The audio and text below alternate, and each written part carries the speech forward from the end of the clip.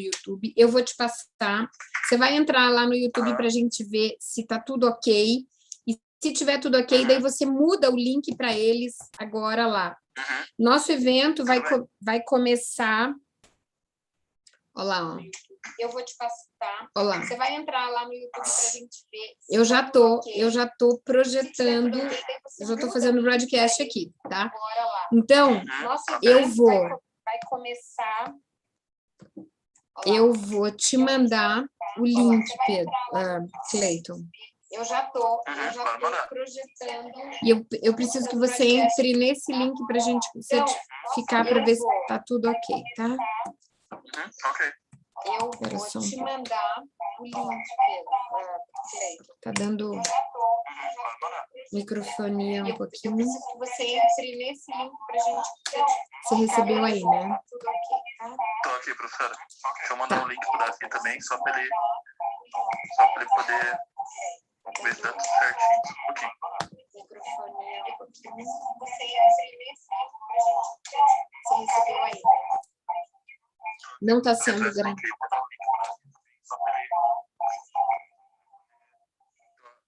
Tô aqui no link, professora. Você tá me vendo?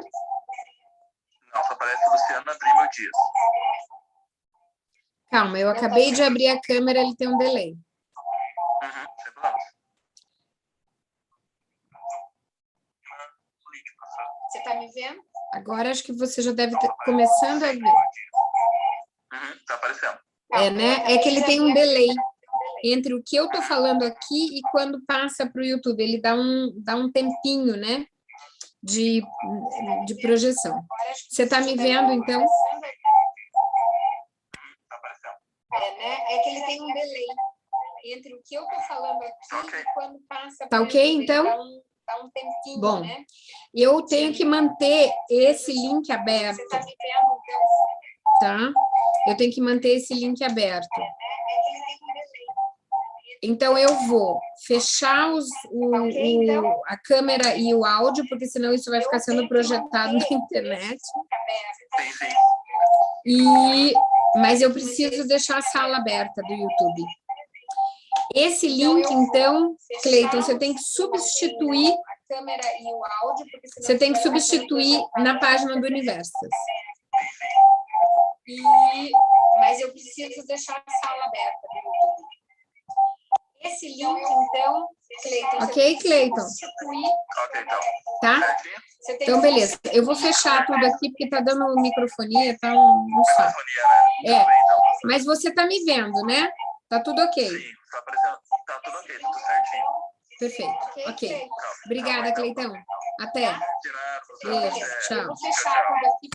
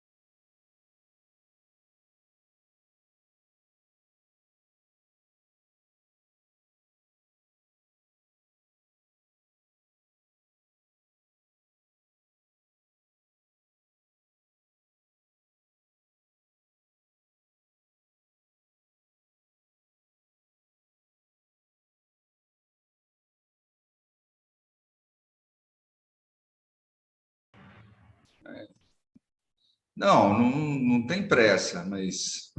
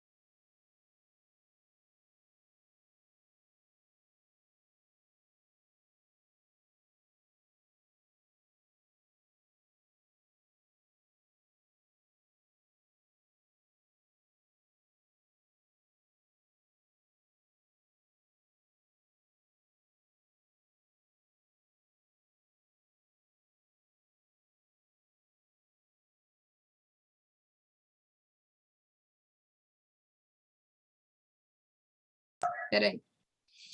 Agora vai aparecer. Quer ver? Deixa eu dar um F5 aqui. Tem que esperar um pouco, porque tem um delay.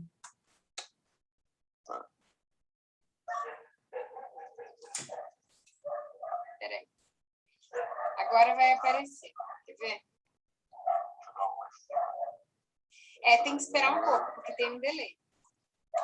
Dá até pra ouvir. Aí foi. Foi? Foi. Agora vai aparecer. Tá. Tá vendo? Não, tô vendo. Então, beleza. Então, agora você está com os dois links, daí perceba que você tem o link do Zoom.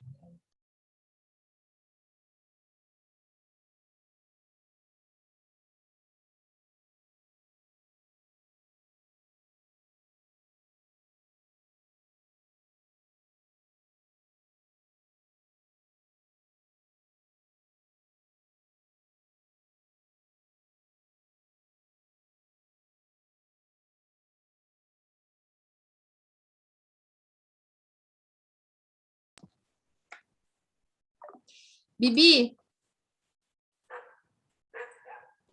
Oi, tudo bem? Oi. Escuta, bem rapidinho aqui, ó. Beleza, então eu tô te passando, ó. Esse é o link do YouTube. Oi, tudo bem? E é o seguinte, ó. Escuta, bem rapidinho aqui, ó. Beleza, então eu tô te passando. Sabe o que tá acontecendo? Ó, é que já tá fazendo broadcast no YouTube. Tá com... Agora eu entendi, tá com delay. Tá. Então, você tá inscrita nesse evento ou não? Sabe o que tá acontecendo? É que você quer as horas ou não? Tá com... Agora eu entendi. Não precisa. Por mim não precisa. Então, o link que eu acabei de te mandar agora é um link. Ai, saco. Você quer as horas ou não? Acho que dá para colocar no mudo, prof, ou YouTube. Você consegue colocar no mudo o YouTube enquanto a gente conversa, daí não fica com esse som. Vou baixar o som só do YouTube. Tá. Então, olha só. Você consegue, nesse link, entrar no YouTube, tá? Você vai entrar no YouTube, aí você fica lá e o Caio vai ficar aqui. Então, a gente tem dois backups, tá? O Caio vai ficar dentro da sala de Zoom e você vai ficar dentro do YouTube, ok? Só que por que eu te chamei para entrar na sala de Zoom agora? Porque eu preciso de pessoas dentro da sala de Zoom para o Zoom não entender que é uma reunião fantasma, para ter várias pessoas na reunião, entendeu? Para que ele mantenha a reunião, senão não cai a reunião. Entende como é que é? Cai a reunião. Então, ó, tá você, tá o Caio, tá o meu marido e eu. Então, beleza. Porque eu vou manter, assim, vai ficar 1 hora ainda aberta isso, né? Porque a gente vai, 1h30, a gente vai entrar às 6h30, tá? Então, tá tudo bem. Daí, na hora que começar, você tem lá o link do YouTube. Então, aí você passa pra gente no chat privado, ou pode ser no chat geral mesmo, que você vai passar perguntas, que são para todos, né? Você passa no chat geral aqui do Zoom. Ah, então você fica no Zoom também. Tá bom, eu fico logada, então. Eu vou ter que sair um pouquinho agora, às Não. 5h30, mas não tem problema, né? Não, eu só tô com esse cuidado por conta da sala de Zoom. É que se você fechar, ele vai ter que criar um novo link, é isso? De YouTube. Entendi. Porque eu não consegui, o problema todo é assim, eu não consegui agendar esse link do YouTube. Entendi. Então, toda vez que eu ponho assim, abro minha sala de Zoom, que está agendada, só que daí eu ponho lá, broadcast na live do YouTube, ele cria um novo link. Entendi. Só que eu preciso de um link perene para dar para o pessoal entrar. Sim, faz sentido. Tá? Tá, vai É dentro. uma solução meio capenga, mas tudo bem. Vai funcionar. Tá? Vai. Beleza. Eu acho que eu vou te passar com o host também. Beleza, prof. Pode passar. Então, 6h30 tem que estar aqui já, né? Preparado já. Até porque aí você tem a oportunidade de conversar no backstage com o André Goma. Que delícia! Tá bom? Tá bom, beleza. Então você E o Caio vai ficar também. O Caio também. O Caio vai me ajudar aqui e você me ajudar lá. Tá, beleza. Ou inverter, porque o Caio quer as horas. Não sei. A gente vê daí o que é melhor. Tá bom, Na hora a gente conversa. Tá?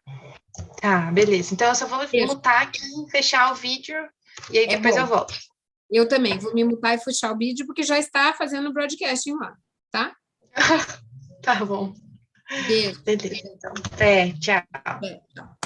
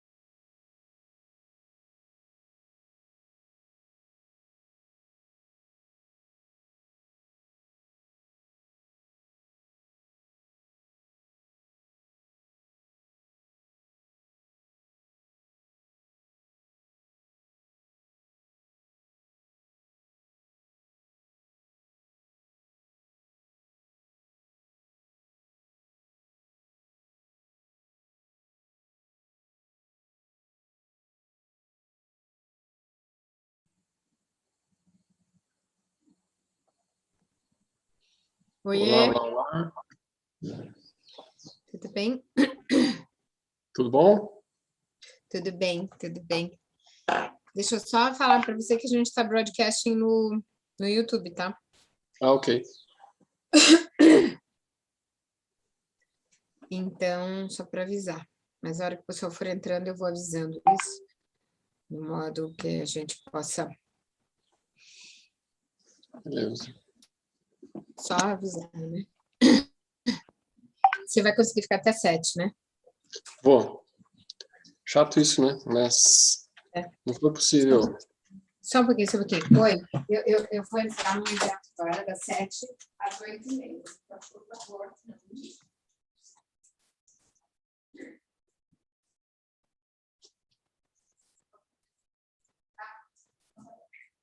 Tudo bem, tá tudo bem, tá tudo bem, tá? Tá, um beijo.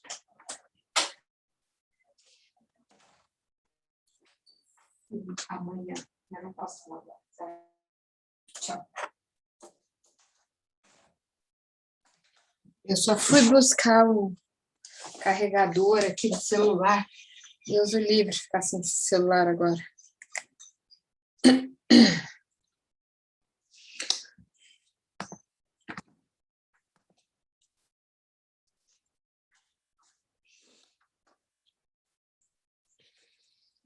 Professora Andréa? Olá, tudo bem, professora Luciana? Olá! Prazer imenso tê-lo aqui conosco. Uma Tudo alegria. meu. Tudo meu. Puxa, que bom colocarmos um rosto no nome, né? Deixa eu ligar meu vídeo. É verdade, é verdade. Bom, Como... a gente coloca aquelas fotinhos lá de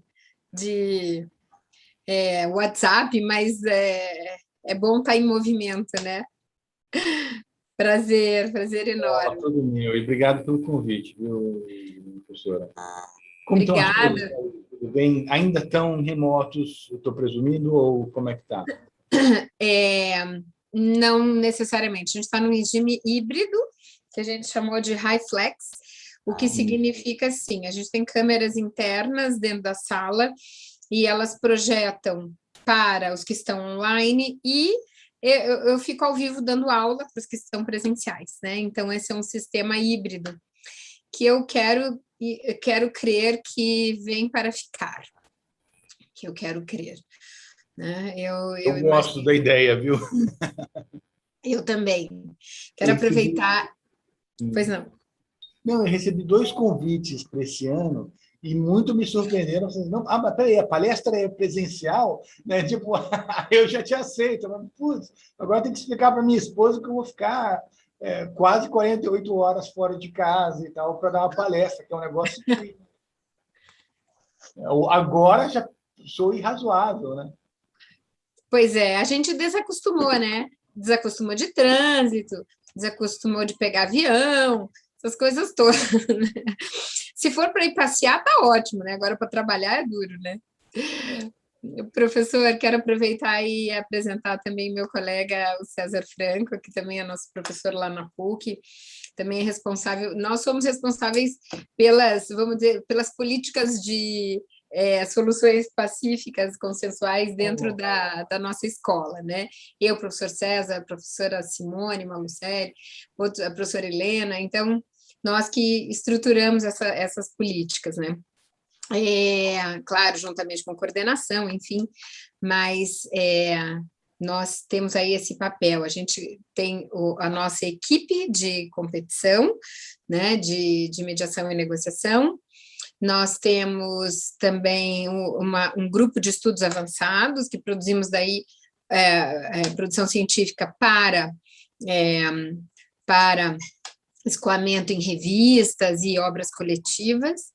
Temos clínicas, né, que estamos estruturando agora as nossas clínicas, soluções pacíficas.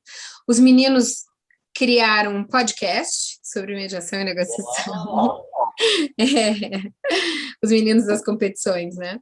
Então, realmente aqui a gente... E o professor César é bastante responsável pela nova matriz que já inseriu no segundo período mediação. Professor César, por favor.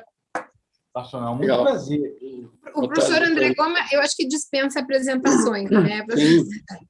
É uma alegria muito grande estar aqui, mesmo que virtualmente, né, na sua presença, porque todos nós que tratamos desses temas e procuramos difundi-los, né, sabemos da importância da sua participação na construção da política brasileira, né, o marco regulatório, enfim, toda a resolução e tudo aquilo que tornou tão importante para nós, né, esses meios. Então, é um prazer estarmos aqui compartilhando esse momento. Muito, muito legal e muito feliz de ver a universidade tão prestigiosa, já tão engajada, né, vamos dizer assim, não é mais o corpo docente que cuida de resolução de disputas de um professor ou uma professora só, que é o mais comum até pouco tempo atrás. Era uma professora ou um professor que lecionava o tema. Né? Foi uma oportunidade muito grande nós estarmos participando dessa reformulação da matriz, a nova matriz do curso de Direito da PUC, que incluiu, entre outras novidades, o ensino por competências. Né? Então, nós trabalhamos hoje focado em 6 competências. O curso busca alavancar, né, a construção, e muito em competências de todos os tipos, cognitivas, não cognitivas, e aí que, junto com a Simone, com mais um grupo de professores, nós conseguimos, né, trazer a mediação e outros meios pacíficos, junto com a teoria geral do processo. Portanto, o estudante já vai ter uma visão multiportas, né? Não fica sequestrado pelo processo para depois conhecer, né, como aquela ideia de alternativa. Não, eles já passam a ter uma visão bem mais ampliada, né? Fantástico. Puxa. Inclusive, acho que tinha que ser chamado teoria geral dos processos, né? Exato. Porque são... Eu estava conversando... meu pai foi um professor, já está aposentado há muitos anos, da Universidade de São Paulo, e ele estava contando para mim que, quando ele estudou, né, ele tinha professores italianos. Então, ele falou que a anatomia ele aprendeu em italiano, né? E aí eu estava comentando da influência que o Henrique Tululiban teve no Brasil, que, de um lado, levou o processo civil para uma italianização muito forte, né? Que teve um aspecto positivo e um aspecto negativo, que é hoje os defeitos do sistema brasileiro de justiça são os mesmos da Itália, né? Então, você fala assim, de um lado é bom, e perdeu algumas discussões muito interessantes, né, de outros processualistas de outros países, porque o Brasil se fechou muito na Itália. Né? Sem dúvida. Mas nós conseguimos superar, né? Eu acho que, de uma certa forma, eu venho do processo, né? Eu sou processualista civil, e aí me converti, como a gente estava falando hoje à tarde, fizemos uma banca hoje uma banca de TCC, 2 bancas sobre mediação, DSD, enfim, e de manhã fizemos comunicados científicos, porque é uma semana inteira, né, de eventos da Universitas. E tivemos comunicados científicos, inclusive a Bianca, que aqui está, é fruto dessa, como diria Stepanovich, né, dessa revolução silenciosa, e a Bi é nossa companheira, é bastante atuante dentro do grupo, foi competidora, agora ela supervisiona os estudos avançados, e hoje ela apresentou o trabalho dela científico, que é sobre DSD na área de saúde, né? Então, eu diria assim, a gente que vem do processo percebe que acabamos por superar os italianos. Em 2015 fizemos um grupo de estudos que fomos para a Itália, enfim, e eles reconhecem que a escola brasileira do processo é uma escola bastante que foi adiante, né? Que foi adiante dos ensinamentos dessa estrutura do processual italiana, né? Eu fiz uma parte do meu doutorado na Itália e confesso que com alguma decepção saí de lá. Eu compartilho um fato curioso. Então, o meu mestrado foi em 98. Confesso. Não, mas é muito curioso. O meu mestrado foi em 98 e eu era aluno da UNB, eu fui aluno do professor Salvo Figueiredo Teixeira, e estagiei no gabinete. E ele era um cara Amado. Eu o conheci na Itália, junto com o professor sério? Humberto Teodoro Júnior. E depois Olha, travamos amizade, eu fui na defesa dele de doutorado. Pessoa da melhor qualidade. melhor, só para ter uma ideia, ele separava 1 hora por semana para dedicar aos estagiários do gabinete. Então, ele sentava com a gente e discutia casos. Aí eu não consigo fazer isso, eu sou um ministro do juiz de primeiro grau, um ministro faz isso, ele é um ser humano sensacional, né? E é tão curioso, porque quando eu fui fazer, ele até escreveu a carta de recomendação, eu acabei fazendo em Nova York. E lá eu encontrava os colegas italianos que falavam que interessante, né, o encantamento que o Brasil tem com o processo italiano. E os europeus todos falam assim, a gente tenta entender isso, mas nunca entendemos, né? Que é a mesma imigração, que criou uma série de professores italianos na academia brasileira e tal. Mas é isso aí que você está falando, acho que o Brasil já começa a abrir as asas de um outro jeito, né? Ah, sem dúvida. Aqui eu sou discípula do professor Marinoni, né? A vida inteira estudei com o Marinoni, enfim. E a gente traz um pouco disso, né? Dessa ideia italiana de processo que, de verdade, acaba por, num certo ponto, causando um desencantamento, né? E depois desencanta totalmente quando a gente se depara, a gente falava exatamente hoje sobre isso, né? Quando a gente se depara com outras metodologias, e aí a gente fala, nossa, gente, o mundo é muito grande, né? O mundo é muito grande. A prática, né? Puxa, assim, uma das coisas mais difíceis é a gente ver algum processualista puro que se encanta com o processo na prática. Porque a gente tem que ter uma dose de realidade na veia, né? Num determinado ponto, você tem que fazer um sopesamento, e aí a gente fala, puxa, será que era isso mesmo, né? Então, e a gente está aqui também. Pois não. E eu acho que a gente está aqui também com o Caio. Caio, você está por aí? O Caio também é essa nova geração, né? O Caio também é essa nova geração, é também do nosso grupo, do GEM. É também um super negociador.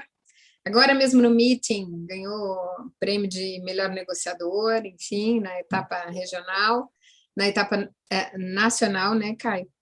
E a gente vem participando aí das competições, e esses meninos são a nossa obra-prima, nossa obra-prima acabada, né? Em transformação, acabada e em transformação, né?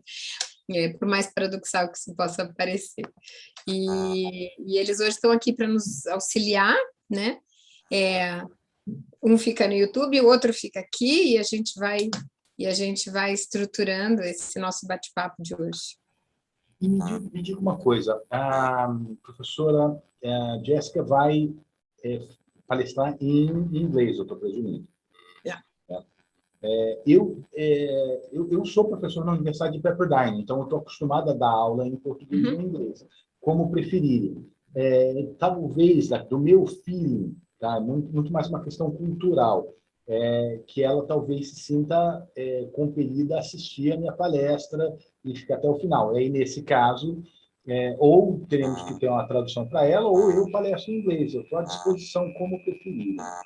O evento ele já foi disponibilizado com o nome em inglês. Nós já temos uma tradição forte de internacionalização na nossa escola, para nosso orgulho, né? Nós não temos costumado fazer tradução. Então, quando o evento está nominado numa outra língua, ó, o Felipe entrando, a gente eles já sabem que é em outra língua, então tá tudo bem, porque a gente tem eventos em espanhol, tem eventos em francês e tem eventos em inglês. Então, sim, pode ficar à vontade, pode seguir no inglês. Tá.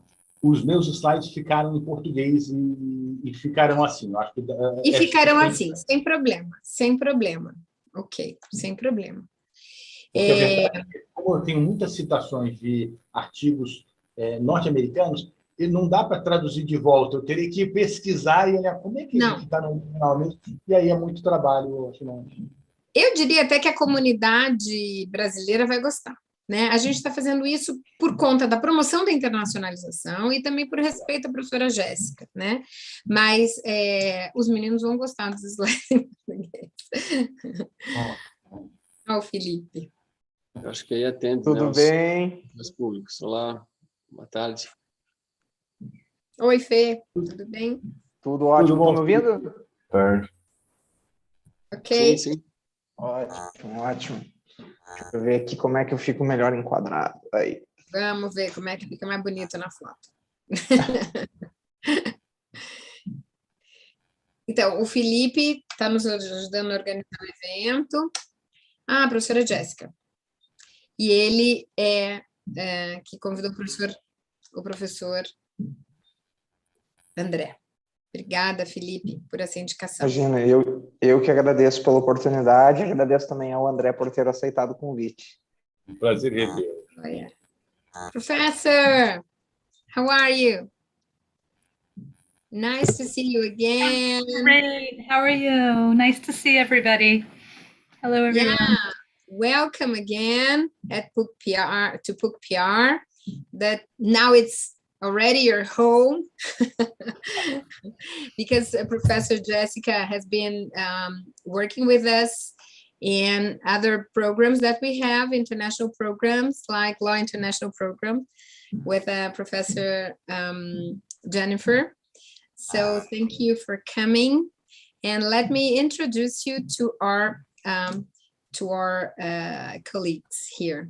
We have here Professor André Goma, which is a state judge, and also one of the main, I would say, leaders of our policies in mediation and negotiation in Brazil, and CNJ, which is the Council, National Council of Brazil. And he's also our keynote speaker. And also we have Professor which is my colleague at PR. And he is also responsible for the policies in mediation and negotiation in our school, in our law school.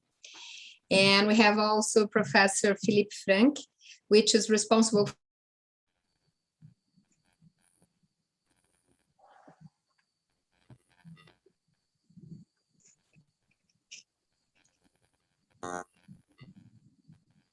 André, a minha internet ou é da professora? Não, I think Professor Luciano. Yes. Sua internet falhou. You froze for a while. You're back. Oh, my internet is not good. Sim. Falhou bastante. My internet, not good. Falhou Falhou bastante? Sim. We lost maybe a minute or a few 30 seconds. Let me check here my band. I'm in another band. Oh my gosh. Caio.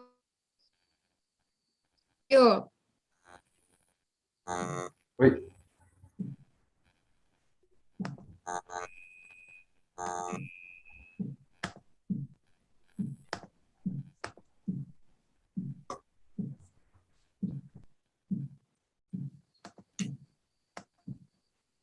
Quer que eu comece a gravar, professor?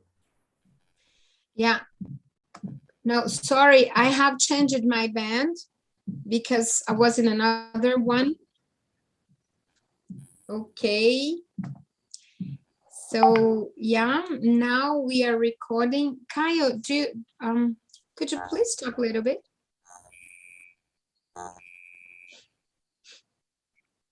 Okay, thank you very much. So let's finish our, I think I've changed my band. I think it's a little bit better now. I think so.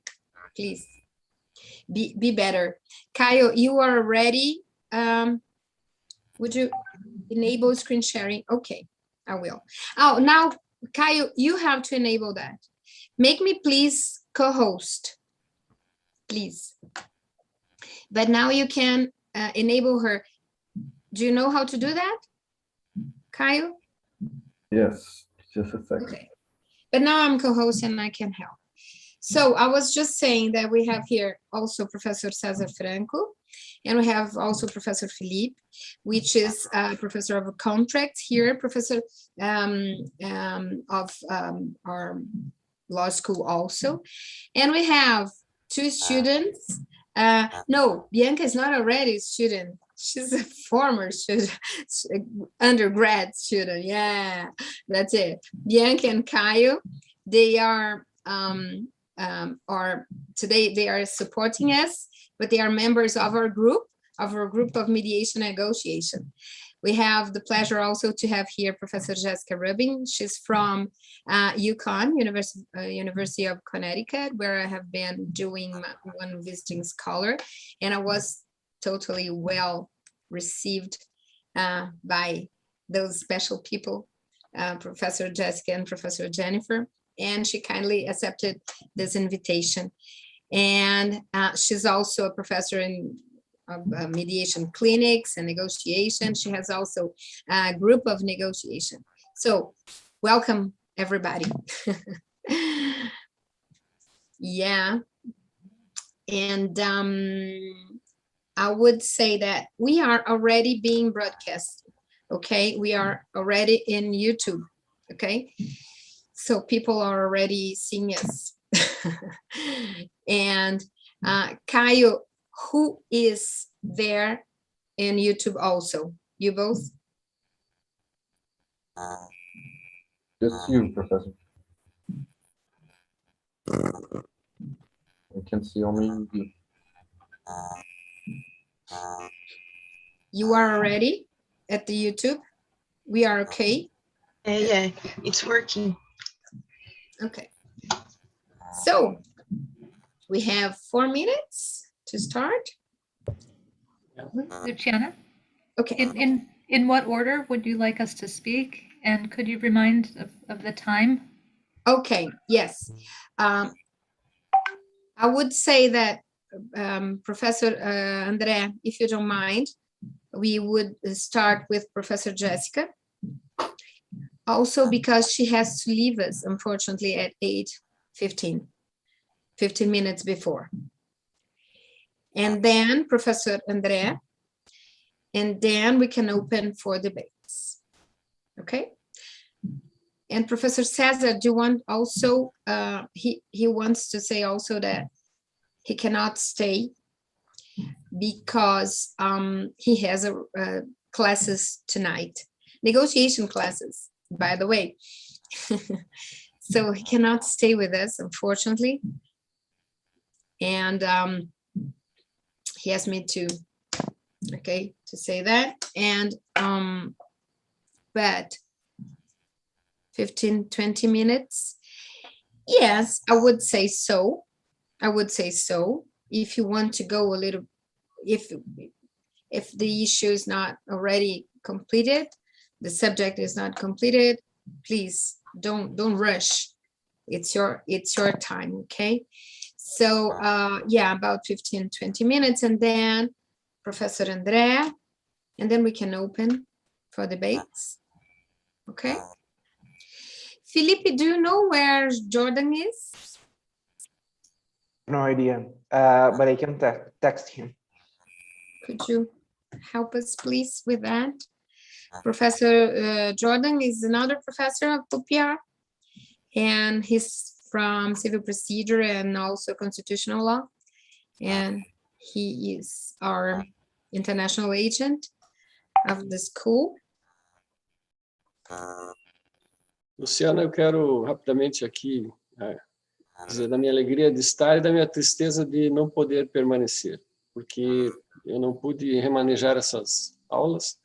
São mesas de negociação, onde os alunos são avaliados, e aí não foi possível remanejá-las. Elas não são da Escola de Direito, são vários cursos que participam. Então, infelizmente, né, não posso acompanhá-las o tempo todo, mas eu vou, assim que finalizar o encontro, eu retorno rapidamente, espero encontrá-los ainda para poder aproveitar os debates. né? Espero também ter uma outra oportunidade de estarmos juntos.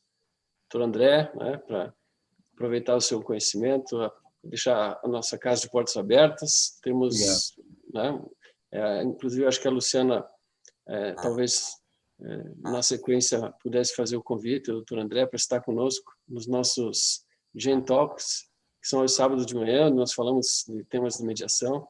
Será uma alegria recebê-lo. Com muito prazer.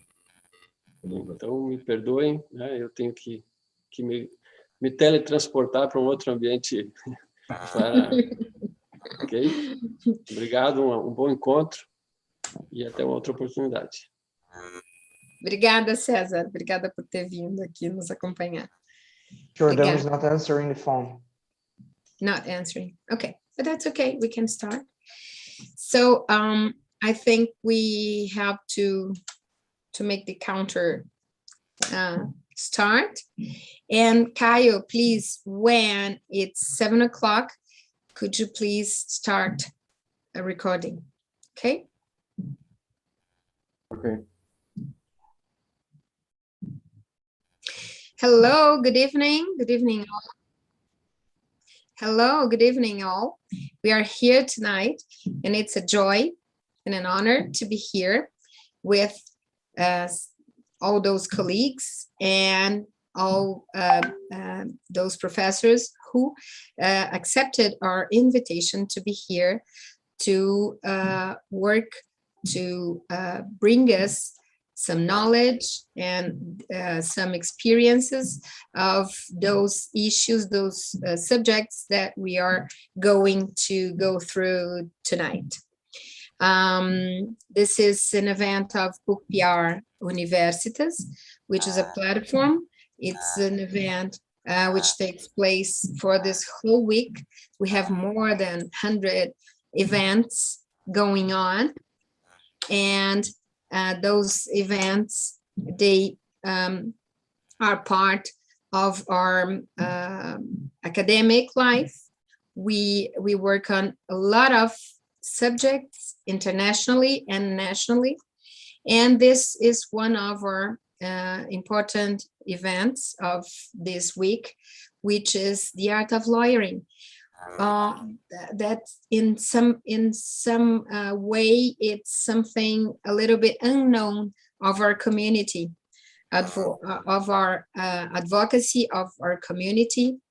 And those special guests tonight, they came here tonight to give us some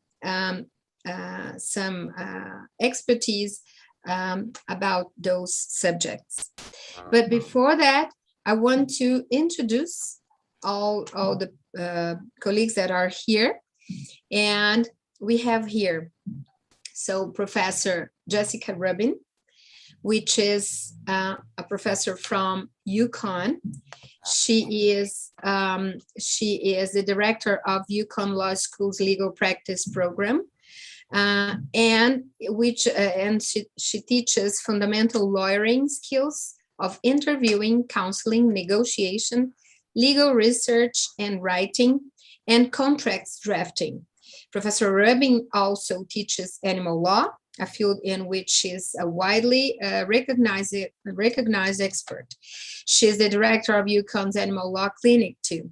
Professor Rubin was instrumental in creating Desmond's Law, which allows Connecticut courts to appoint advocates, law students under supervision in animal cruelty cases. She supervises the students and appears in court to advocate for justice in case of animal cruelty. And also, I'd like to say that Professor Rubin has this approach with us because UConn is our partner, is our important partner. We will have also an event with UConn professors and where we are going to talk about internalization of the legal career, about ELLM, and Professor Jessica is here representing UConn, which is our strong partner, UConn. And she's also tonight, she's here to talk about the interviewing and counseling and the lawyering this kind of different thing that we're going to learn from her experience. And we have here also Professor André Goma. But before introducing Professor André Goma, I will introduce Professor Philippe Frank, which is our professor here at BookPR. He is one of the coordinator of this event, and he will he teaches contracts here. And I'd like to introduce him first, to introduce Professor Goma, which he is his guest, and also Professor Jordão Violin, which is our international agent and also coordinated this event tonight. And he's a professor of civil procedure and constitutional law. So welcome you all. And I'll give you the word, please. Professor Philippe, could you give us the honor to introduce Professor André? Thanks. Hello, everybody. Professor André Goma is a very good friend.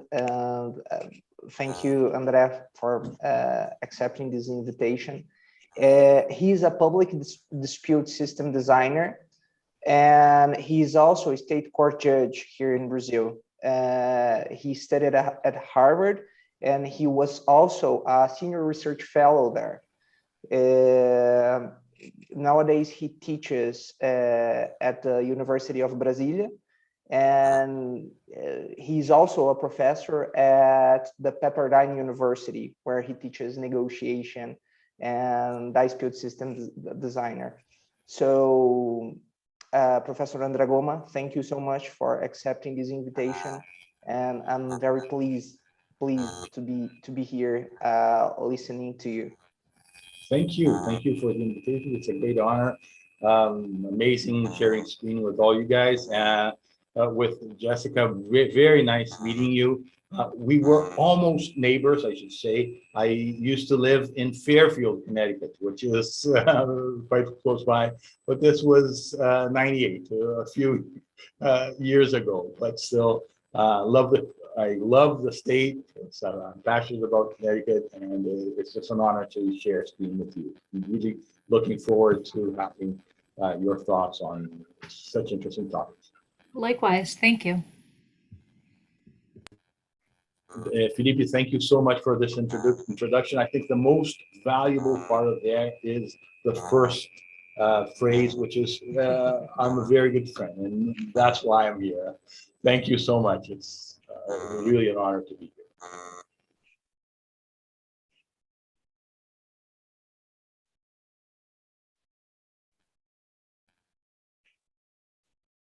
Professor Luciana, I think that now we start with Jessica, right? Yeah, but before, I don't know if Jordão wants to say something. Hi, guys. Thank you for inviting me. Tonight, I'm just an observer. So thank you, Professor André, for accepting our invitation. Thank you, Professor Rubin, for accepting our invitation. I'm eager to learn from you guys. So it's my, shall I start, Luciana? Yeah, please. Okay. So it's really an honor and a privilege to, I would normally say share the stage, but today we're sharing the screen. So it's really a privilege to share the screen with all of you. And I hope to start by just giving a very basic foundation of interviewing and counseling as we teach it in the United States. And so I have a few slides to share with you all, and would like to do that. And so the first thing I would like to talk about is just generally that in the United States, we see different styles of lawyering, right? And so many lawyers practice what I call traditional style lawyering, where the lawyer is the authority and the lawyer tells the client what to do and what the course of action is and what the goals of the representation should be. And that's what was practiced and in fact what was taught up until about 25 years ago, when there was a shift in teaching to a more client-centered style of lawyering, where the client was understood to own their dispute and to make all the decisions. And the lawyer really said, I can't decide. It's your issue. You need to decide. And that was the style of lawyering that was being taught when I entered academia. And I actually brought one of my children to visit a physician. And I was very frustrated as a parent because that physician practiced client-centered medicine, in which he said, I can't tell you what to do with this problem. You're the parent. I'm not the parent. Only you can decide. And I left that appointment with that physician very frustrated. And I said I should no longer teach client-centered lawyering in its purest form. And instead, I shifted to a style of lawyering called collaborative lawyering, where lawyer and client each contribute their expertise. And lawyer and client have different areas of expertise. What areas of expertise does a client have? Things like risk tolerance and values and non-legal priorities. And the lawyer has a different set of expertise, including predicting the outcomes, knowing the law, and being able to apply the law to facts to predict an outcome in a case. And so I like to teach my students to think about lawyering with a collaborative style where each party has something to contribute. And so that's the style of lawyering that I endorse and I try to teach. Now, I know that tonight's focus is about lawyering, but I feel it necessary to explain to you some of the basic rules that cover lawyers in the US system. So we have a set of ethical rules that tell lawyers how to be lawyers.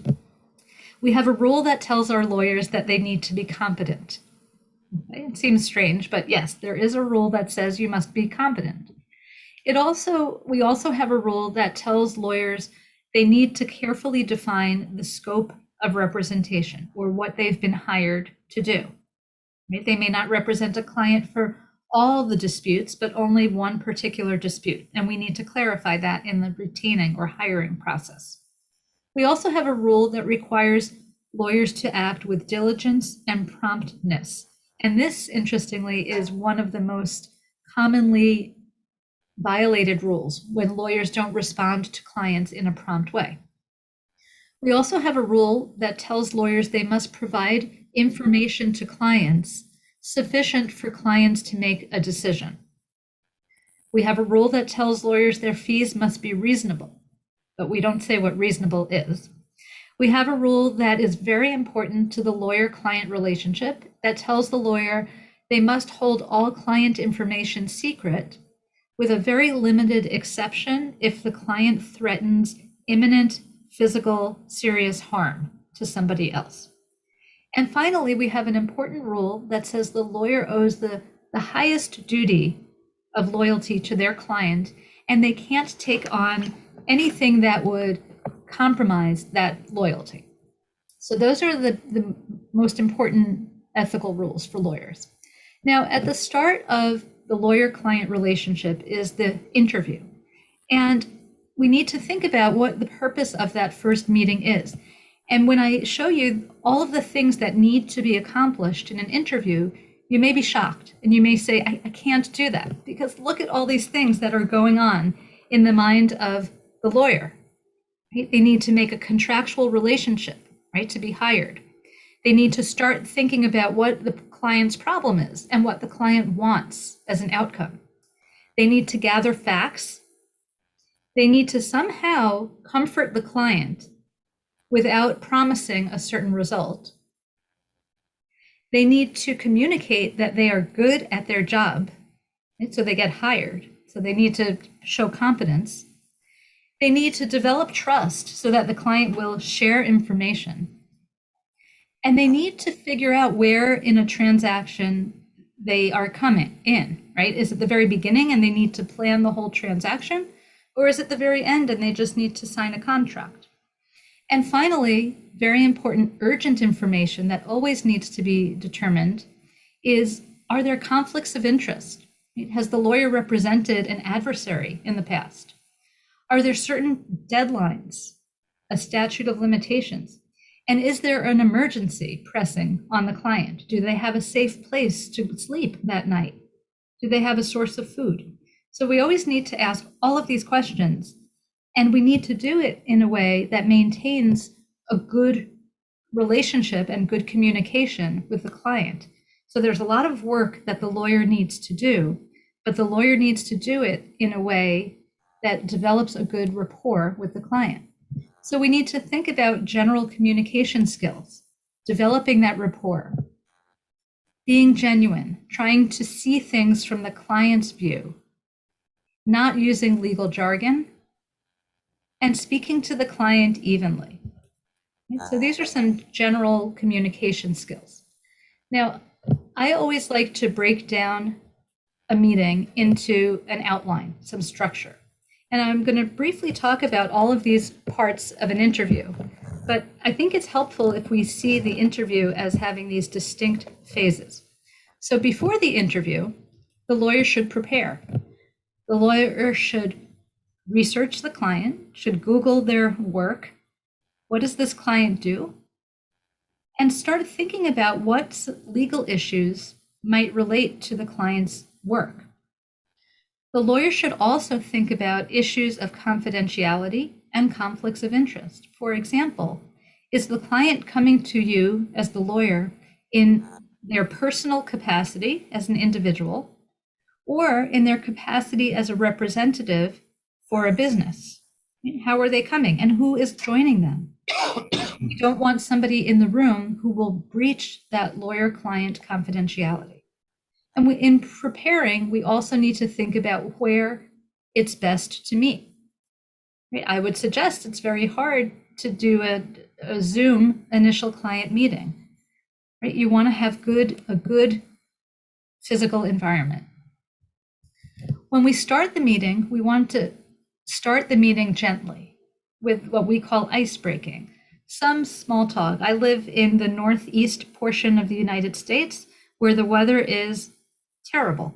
And so we always can start a meeting by talking about the weather. I also like to start the meeting by giving a map, a roadmap or preview of what's going to happen. Typically in the United States, lawyers give a free 30-minute meeting. And so I'll explain that to the client. We have 30 minutes to meet.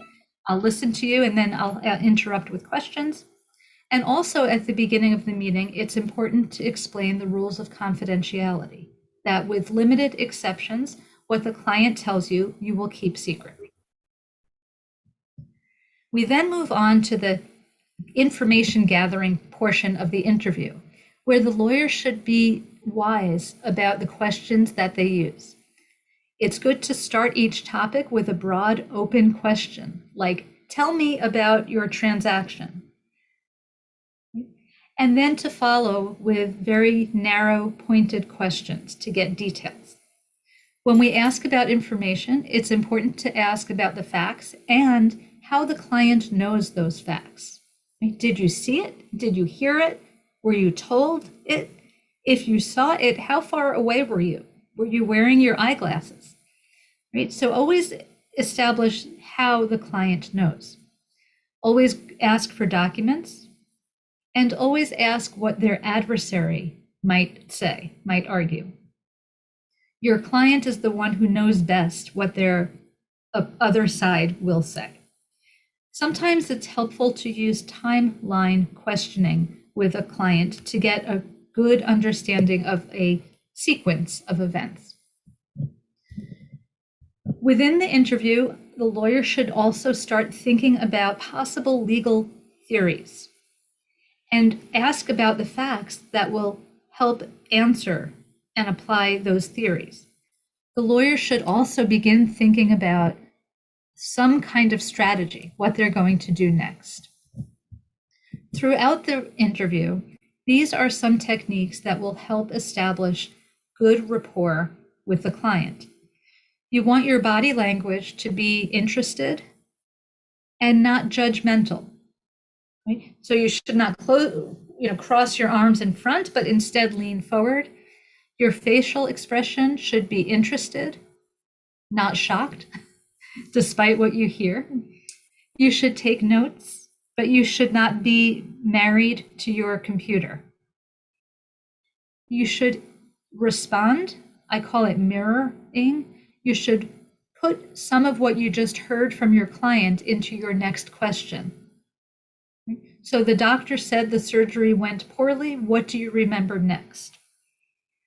You should convey empathy or communicating sympathy to your client.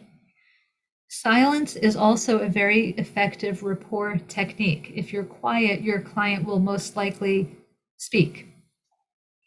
And try to keep your words conversational. When you're ready to end the interview, it's important that the lawyer clarifies if they are retained and for what work. It's also important that the lawyer confirm if they are not retained, so that there's no misunderstanding. The lawyer usually will ask for additional information, give the client a chance to ask questions, review, and it's important to have a clear understanding of who has responsibility to do things next. And if there's any emergency situation, the lawyer needs to protect the client right away. Right? Does the client need a restraining order or food assistance? And of course, the lawyer should plan future contact with the client. Now, a later meeting between lawyer and client will involve the lawyer counseling the client or providing information to the client. And here are some things to think about in this meeting. It's important to start this meeting by reminding the client that the client has the authority to make decisions in the representation. One of the important things about a lawyer-client relationship is the way that authority is divided. The client is responsible and authorized to make decisions regarding the goals of the representation, right? The end, what they want. And the lawyer is responsible for making decisions regarding the strategy, the means, the way that those goals are accomplished. And so it's important to remind the client in counseling that it is their decision what they want to do. It's also important that counseling feel like a conversation and not a lecture. The lawyer should have a conversation with the client. The explanation of the law should be practical and applied. And together, lawyer and client should generate possibilities and consequences. It's important that the lawyer approach this meeting as a collaboration and end the meeting with a clear understanding of their authority. What has the client permitted the lawyer to do on their behalf? Right? If they're going to negotiate, they need to know what is the client's bottom line, what is their settlement authority. Often we have an opportunity to lawyer across differences, right? Some kind of difference, whether it's language or gender or physical ability. And in these relationships, it is extra important that the lawyer develop trust and understanding with the client. It's important going into a lawyering situation across differences. It's important that the lawyer appreciate the traits of the client, right, and the value set that they bring to the meeting. So differences, among cultures, among genders, it could stem from different views on conflict, formality, hierarchy, how different cultures view emotion. All of these things are very important to a client, and the lawyer needs to be sensitive to differences between lawyer and client. For example, a lawyer might say, just make an apology, right? It won't cost you any money, and it's the best way to end this dispute. And to a client from a culture that puts a premium on reputation and pride, issuing that apology is probably the most painful outcome And that client might be willing to pay $1 million rather than issue an apology. So we need to be sensitive to different values. And the best way that we can do this is to know ourselves and our values and be sensitive to the values of the different cultures.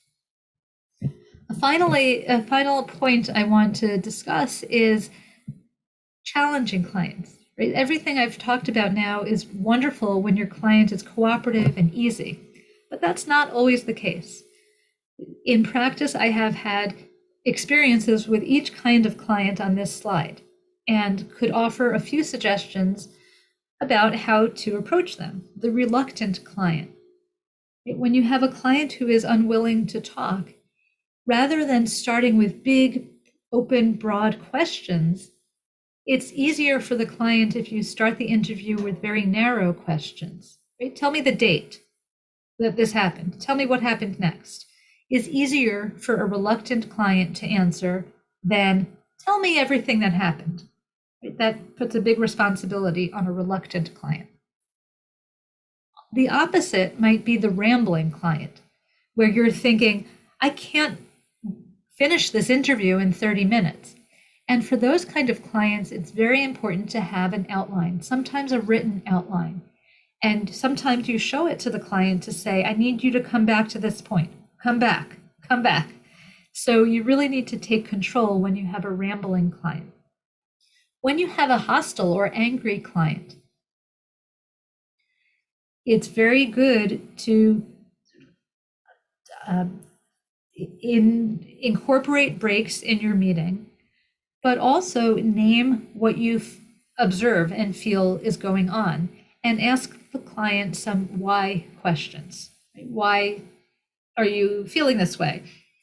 With an older client or an infirm client, it's also important to ask more limited questions and often to visit the client in their home rather than having them in a strange environment. When you have a client who has an assistant with them, you need to be sensitive to how that might impact the lawyer-client, attorney-client privilege, right? If you have another person in the room. The unsympathetic client, right? The client who presents information that makes you not want to represent them.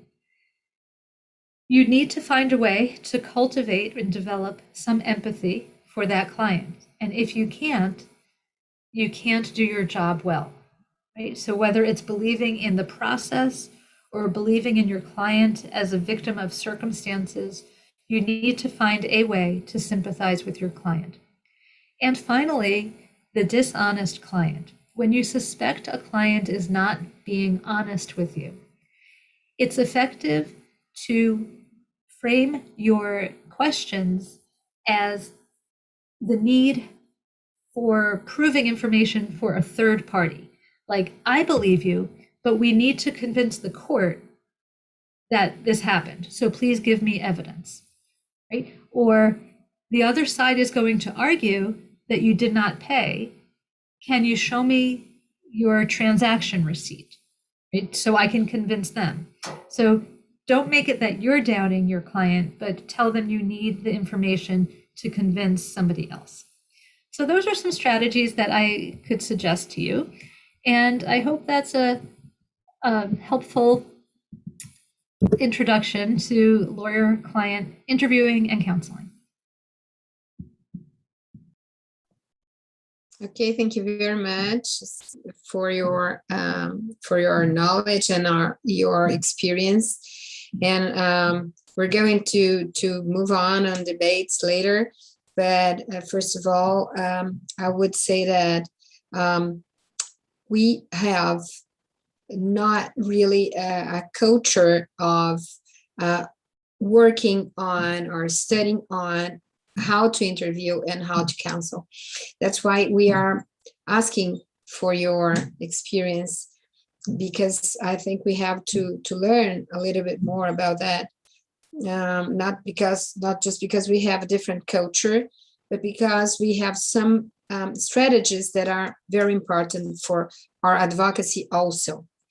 But now, Felipe, Do you want to ask Professor André to start? Now he's going to talk about negotiation. Yes, Professor André is maybe the most famous name on negotiation here in Brazil, and we are very pleased to listen to him. And André, I will not take a second from you. So your phone. Thank you. It's been a short learning experience unmuting. I still perhaps need a few more months and I'll get it. But anyway, thank you very much for this flattering introduction. You see that I negotiated well the introduction. At least I managed to at least persuade in one way Felipe to be so generous about this. But jokes aside, I'm delighted to hear Professor Rubin's perspective. It's very interesting to see the difference in academia in Brazil and in the US. Basically, in Brazil, there's a very strong focus on black letter law being law. Interviewing and other soft skills are, well, I'm not sure this is law. And at one point, I remember having a friend who's an Argentine and teaches at the University of Buenos Aires telling me, why did I do an LLM in something that is not law, in dispute resolution? And I'm like, what do you mean it's not law? It's not law, it's dispute resolution, it's something else. You know, but it's astonishing how you guys managed to bring that to law school. It should be in psychology. But the interesting thing is it's an Argentine perspective that to some extent resembled what we lived in Brazil in the academia in the late 1990s, early 1980s. And now it's changing. I think I'm delighted to hear Professor Rubin's perspective on how to interview. And I was just smiling and laughing, remembering what kind of training I received when I was in law school in Brazil. And I have to share this joke. Sorry, Jessica. But I was told by a public defendant, okay, whenever you have a dishonest client, just say, look, I'm a lawyer. I can lie better than you. So tell me the truth and let me do the lying. So it took me a few years to understand that that was not appropriate. Okay, let's rethink this from an ethical perspective. So these points aside, I think that there's a very big interconnection between Professor Rubin's point and mine. I will be discussing negotiation and dispute system design, a public value proposition perspective. Okay, and in short, meaning that we are client-centered. Okay? What are we focusing on when we are developing systems? And I'm very reluctant to say that we have many more decades of traditional lawyering, meaning lawyer-centered or even judge-centered advocacy. But before saying and being very optimistic, I love to start with this Roscoe Pound comment, with basically a US professor, and he stated that the idea of process being necessarily adversarial disfigures our administration of justice in all its fundamentals.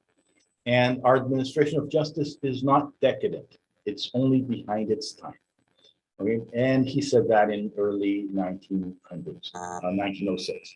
So it's to show that actually we do, lawyers and the legal profession, we do have quite some challenging and evolving. And I think I liked stating this, Roscoe Pound suggested this. In 1976, there was the Pound Conference in Dispute Resolution, in which basically trying to understand the causes of user dissatisfaction with the administration of justice. And recently speaking to some professors from the US and also from Brazil, I was discussing, okay, the multi-door courthouse is around for almost 50 years. Are we there yet?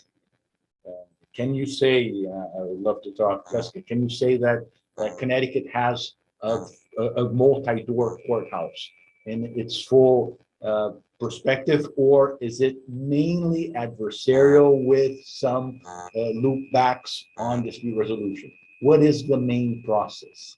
And especially considering in the US, there's a very high cost of litigation.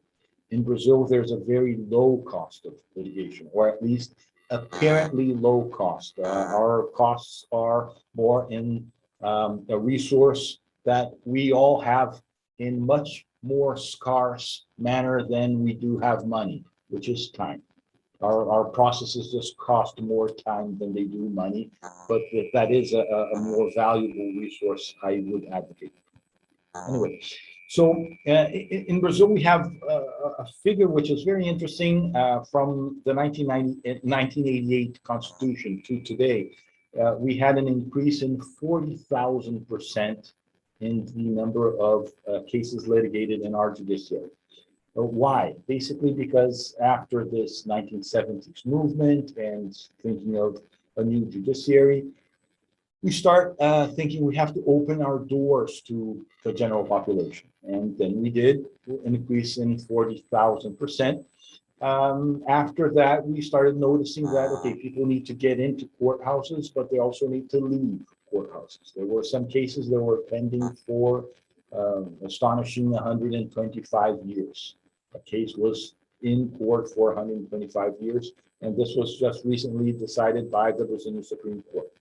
And still, so the idea of access to justice also meaning a response or a prompt response from our public dispute resolution system, if we can call it that.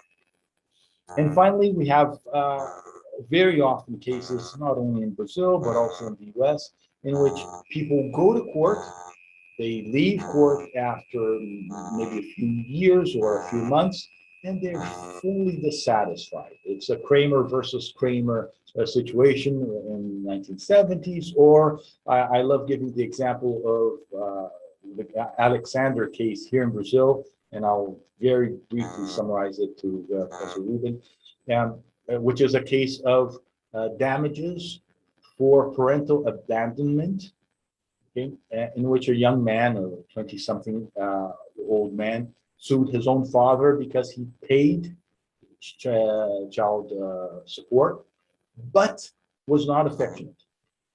And he was, at that time, awarded roughly $150,000 to $200,000, okay? And then he went to TV crying, saying, okay, now my father won't answer my phone calls. Okay. So it's like, did he win or did he lose? And this is a very important question. And so if you start thinking of access to justice, we start thinking, okay, access to justice must also mean an access to an effective solution to the conflict through an appropriate participation from the state. Meaning that the figure of Thomas Hobbes, who stated that there's no such thing as just or unjust, but through black letter law, suggesting that from the law derives justice. Okay? It's clearly being substituted by, and this is Professor Deborah Rode from Stanford University, who suggests that justice is a value which may be measured. So, in other words, she suggests that from the perception that the user has from process and its results come justice. Okay, so justice is a function of user satisfaction with process and its results. Being brief, and I want to be respectful of time. Now, we had through the National Council of Justice, through enactment of the Mediation Act and our new civil procedure code, which is 6 years old, a tentative shift from the judicial process to mediation and basically negotiation-based dispute resolution, with a very curious dogma, which is the idea that it should only be facilitative, never evaluative. Okay, and the idea is resetting some values in our public dispute resolution system. Basically, future-oriented, focused on solutions. The dispute should be resolved, more resolutive, resolvent, sorry, that's a perspective. A pluralistic approach, meaning that for one problem, there are several possible solutions. A pragmatic use of the law. The formalism is defined by users. Language and rules are simplified. Active participation from the participants. Lawyers are nudged to contribute with negotiated solutions, and basically a more humanized process. So this is what's behind at least part of the reform from the new Civil Procedure Code and the Mediation Act. And why? And I very much enjoy this U.S. News 1997 survey, in which they were asked, in a number of 400 participants, who would get into heaven? Bill Clinton, and 52% of the respondents said that he would get into heaven. Michael Jordan, 62%. Many of the younger participants don't know Michael Jordan, but he was probably the best basketball player of the last millennium. So this way we don't insult anyone from this one. But anyway, 62% said Michael Jordan, 79% said Mother Teresa would get into heaven. Okay, and I'm always curious to know what the other 21% had in mind when they thought that she wouldn't get into heaven, but it's another question. And one person, 87% of the participants mentioned that would get into heaven, which is themselves. And I love mentioning this basically because it is a survey that shows how often and how frequently we forgive ourselves from our faults and have difficulty forgiving others. But it also shows how, well, pretty lousy judge renderers we are. We don't judge well, okay, as human beings. I like saying, and I often talk to judges about this. I'm a sitting judge for the last 20 years and have been a judge for the National School of Training for Judges. And I always say that the robe it should always feel 2 sizes too big. Okay? If you think that it fits well, there's something wrong with what's inside the robe. And the idea here, I was mentioning that just like we weren't created to fly, we don't have wings, we weren't created to judge. Okay? We do that with the support of, well, good civil procedure, good criminal procedure, rules, and so on, but we still don't do that very well. At least one could argue that from this U.S. News survey. And why is it so important? Because we have to rethink the way we should use our system, this public dispute resolution system, or our judiciary, to nudge people to learn to solve conflicts better, or at least find ways for more effective dispute resolution. Okay? Meaning, there are, and I'm going to jump because I want to be respectful of time, especially so that we can discuss, but there are different theory of conflict perspectives that show us, and I'll come back to these slides, that there are 3 ways of dealing with conflicts. One is through domination, one is through concession, and the third one is integration. The idea that I can fight, when I have a conflict, I can fight against someone. Okay, and when I have a conflict, I can move away from this person, or I have a conflict and I move toward that person. Meaning I try to integrate. And I like mentioning this because basically all of the strong authors and professors on conflict theory, from Mary Parker Follett in the early 20th century to Rafa and Fisher and Dalton and Deutsch from the 70s on or 50s on, they all suggest that there are different ways of solving conflict. But as Professor Luciano, we were discussing before the event, our civil procedure is very strongly focused in domination. It's the idea of one participant winning. Okay, and the biggest challenge we have today is that truly we have to redefine what is the public purpose or public value of a public dispute resolution system. And let me go back to public value. Okay. So what is public value? Public value is a value through which a given institution contributes to society. The example given by Professor Mark Moore is of a library. Okay, and I think he presents a beautiful case in which this young librarian was working, and she saw some kids, 4 or 5-year-old kids, in the library, playing in the library, and she started thinking, wait, why are they here? They don't read yet. Kids this age, should they be in a library? And then basically she answers saying, okay, well, it depends. If I think that the role of the library is to lend books to literate users, I would answer no.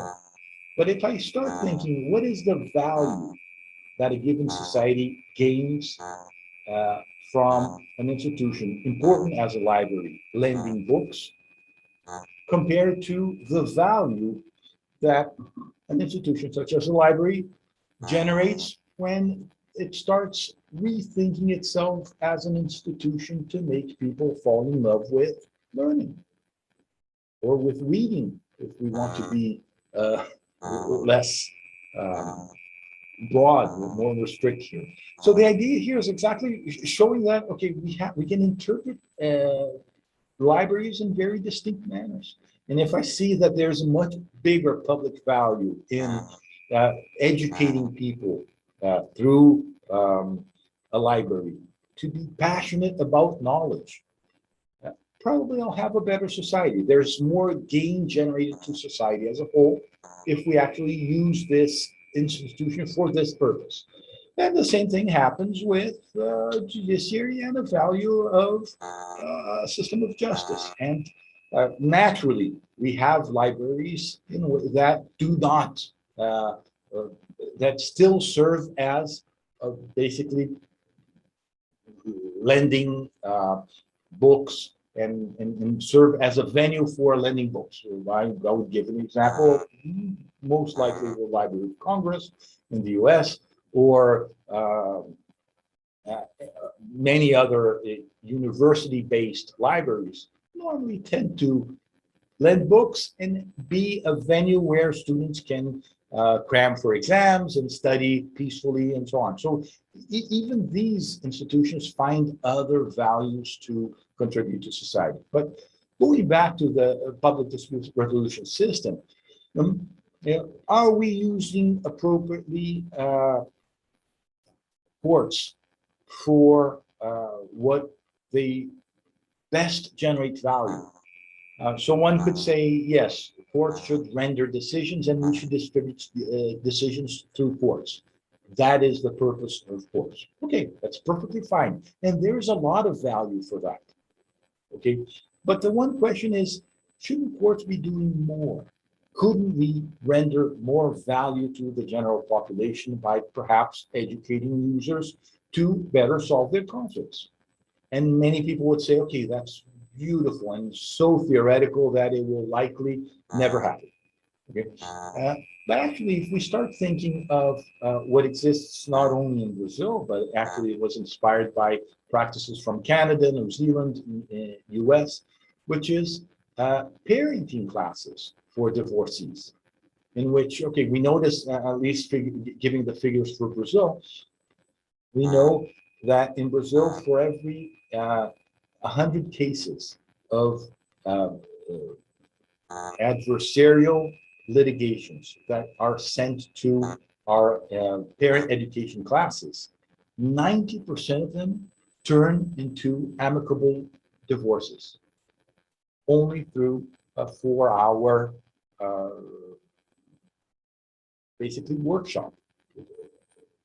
So the idea here is exactly start thinking of new ways to addressing the needs of the general population with the dispute resolution process. And I loved Professor Rubin's take on how frustrated she got when she took to the doctor. She went to the doctor, and the doctor said, okay, we have this menu of services, but it's your decision and it's your informed consent. Okay, it's your informed decision that I need to be rendered here. I can suggest, and so by data, that if you take option A, there's this likelihood. If you take option B, there's this probability, and so on. But it's the user's decision. Something very similar we do not have in courts. Okay. Basically, when people, with few exceptions, just like the parenting classes in Portuguese, they're called oficinas de parentalidade. Okay, and they have been in place in Brazil since 2016. Okay, so it's recent. In the US, they have been in place for around 30 years. Okay, which is, Luciana, again, one point on how slowly our civil procedure movements were happening until very recently. Okay. So going back, it's quite a challenge when we start thinking that we are rendering services, whether in the public practice or in the public, or in the public practice or in the private practice. We are service renderers. Okay. Now, if we know we are doing well or not, it's very difficult if we don't evaluate ourselves. And the one thing that we definitely need is more data on how well we are doing, both in courts and in private practice. I loved the idea that in Brazil, or in the US, there's something also like this for decades. In Brazil, recently, there was this app in which you could rate judges. Okay, in the US, there's this site called therobingroom.com. And I'm a very big fan of this website. Basically, because if you go there, there are judges that get 9.9 out of 10. And so for me, that shows it's a very legitimate methodology. And also because there are some judges in the US who get 0.2 out of 10, meaning that the dissatisfaction with the administration of justice, as Roscoe Pound would state, is as old as the law. This phrase used to be said to justify that people will always be dissatisfied. And actually, one take on the public value proposition is that the dissatisfaction with the administration of justice is going to continue as long as we continue not assessing what users want from the administration of justice. So when we have court-connected mediation, and we have a learning experience from participants, normally this indicates that there was some approval of the process. But what we don't have, both in Brazil and in the US, is data. It's very difficult to change a system as a whole without data saying, hey, we're getting it right. No, we're not getting it right. There was once in also 2017 when Brazil made a competition at the National Week of Mediation and Conciliation, in which the court that was best evaluated by users of their mediators would get a prize. And curiously, 3 labor courts won, and because they changed their way of rendering court their settlement conferences to focus on what were they being evaluated on. So again, I conclude with this Max Planck statement in which he says that a new scientific truth does not triumph by convincing opponents to make them see the light, but when their opponents when their opponents eventually pass away. Okay, and showing that there are some profound changes that really they only pass when they evaluate. Unfortunately, the Brazilian app that evaluated judges was pulled, and after a very strong movement from, well, basically the National Association of Judges and many movements from judges. I'm profoundly sad by this because I think this is probably one of the best ways we could evolve in the short run. But I would like to also conclude with a brighter perspective in which Van Gogh, the painter, when he was asked, how did he come up with his paintings? And he would state that I dream with my paintings, and then I paint my dreams. Okay, and the one important fact when you think of dispute systems design is it allows us legal professionals to take control of where users and our practice are going to conduct us. Very likely when the medical doctor shows, okay, there's this menu of options that you as a parent can choose, okay, there is one that is data supported that it nudges towards one predetermined response. So if I can bring this to a very up-to-date situation, if you should vaccinate or not your children on COVID. And basically, if we are offering a menu, and this menu is clearly data built and data supported, very likely there's going to be a very large number of people taking the same decision, making the same decision, which is likely to produce positive results. So hopefully this is what we are building.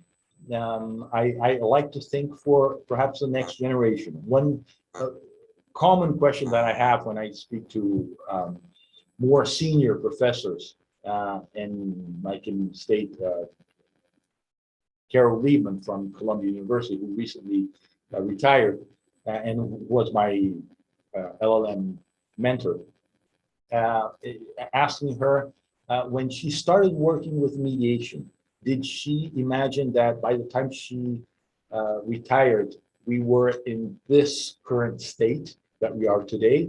Or did she expect that we would be much more evolved? And then she laughed, saying, oh, yes, much more evolved.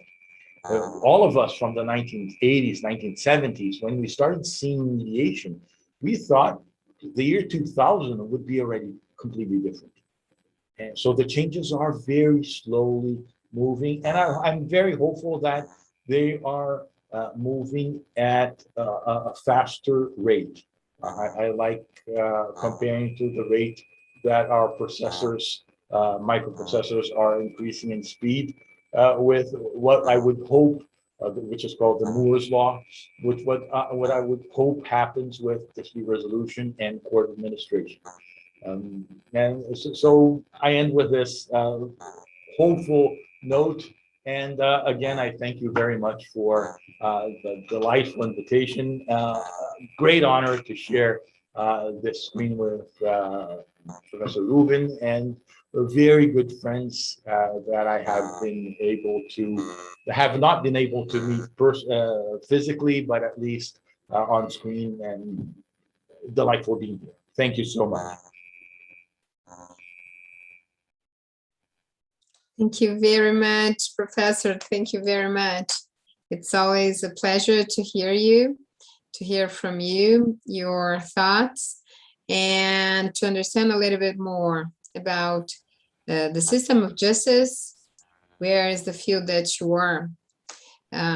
Totally the only one, especially in Brazil. And we do want to make some debates between you, and we have some questions, and I think we can connect your thoughts in so many points.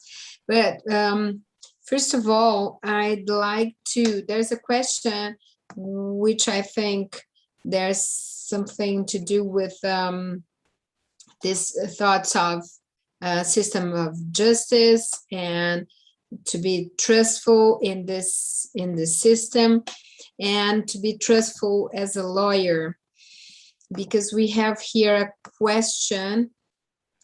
Let me find it, from Deborah Nascimento, and she asks, what if the untrustful client can prove the information but keep what he's saying, or say that you as a lawyer have to prove instead of him?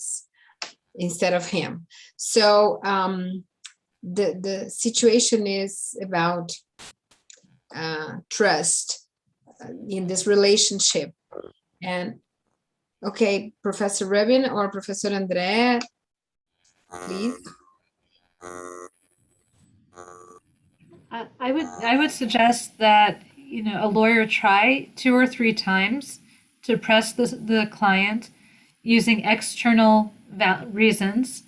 And after that, if the client is sticking to a story, the lawyer has a choice to either withdraw from the representation because they feel like there's dishonesty, or go forward with the client's information. And if it works to the disadvantage of the client's case, that's for the client to own. But, you know, if the distrust is so significant that the lawyer does not feel comfortable speaking, right, then the lawyer has a option to withdraw. Mm-hmm. Yeah. And we have a second question. Professor André, do you want to continue, say something? Okay, so from Giovanna Daisy, we know that we depend on the narrative of facts to build a defense, but information coming from the customer isn't always clear or sufficient. In this circumstance, what is the best to do? The best way to proceed. Okay, let's see. Well, I'll offer my opinion, and that is that the lawyer also has an obligation to do independent research of facts, and to not only rely on the client for information, but to validate and do their own factual research.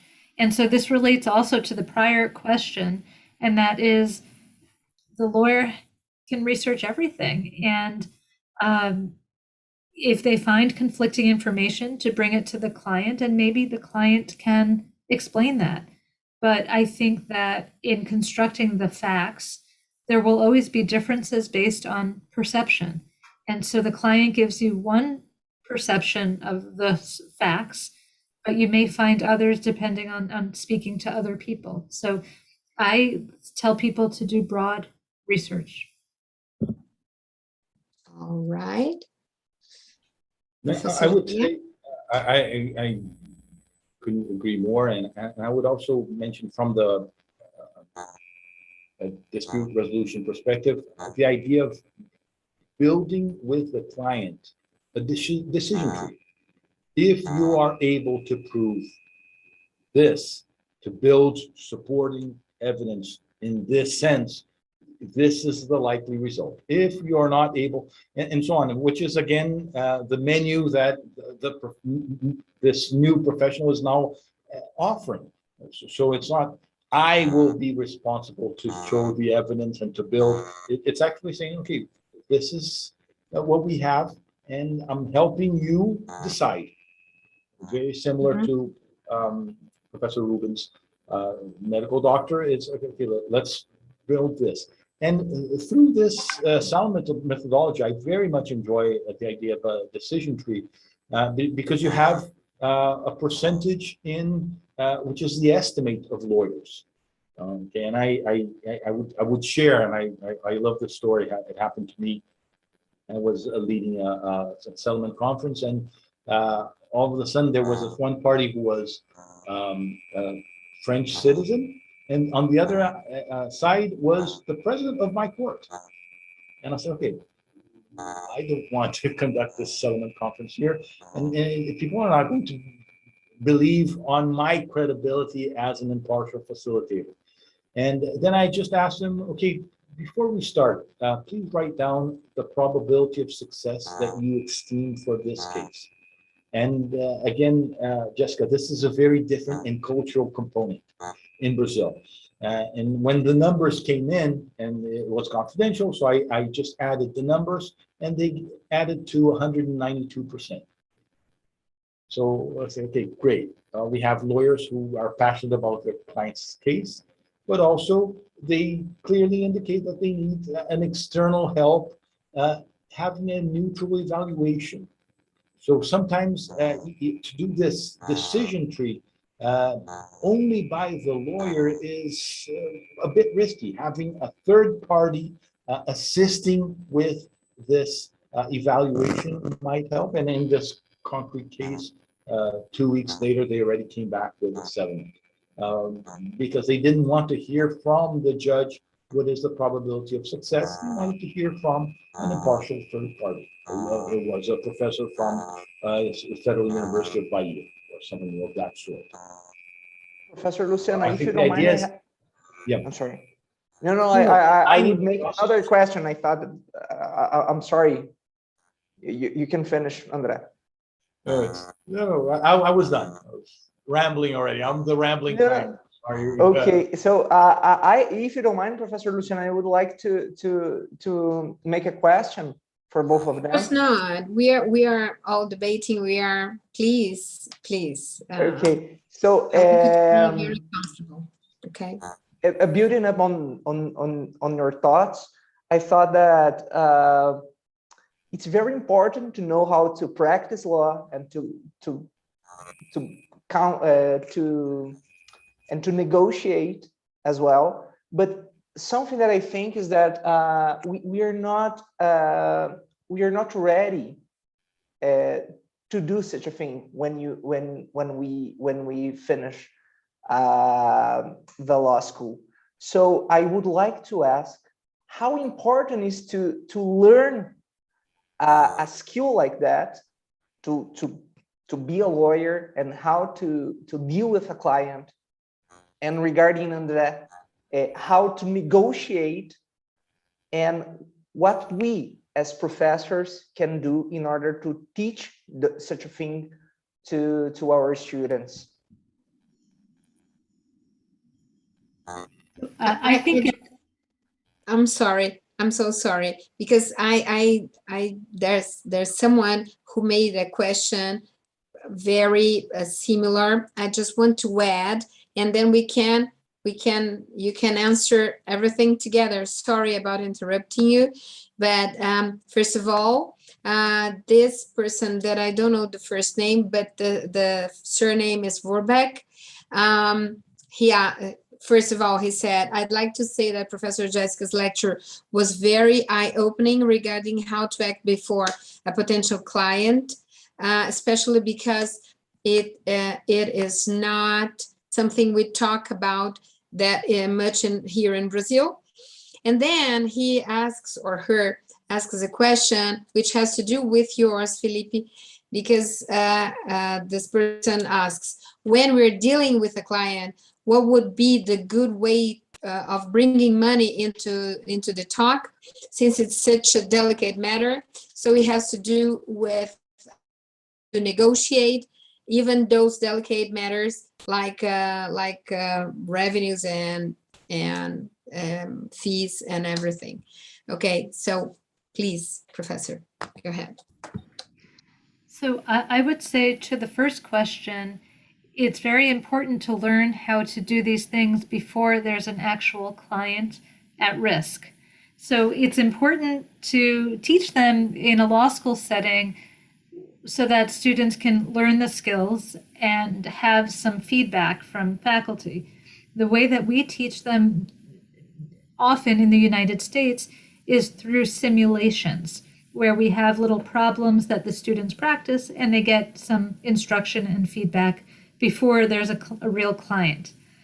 This relates to money and discussing money, which I do not think is a delicate issue. I like to put the fee in front of the client early in the relationship so they know. The delicate issue is that every lawyer is asked in that first meeting, am I going to win? Do I have a good case? How much will your bill cost? And experienced lawyers can answer those questions somewhat, but new lawyers struggle and often get in trouble when they try to improvise an answer.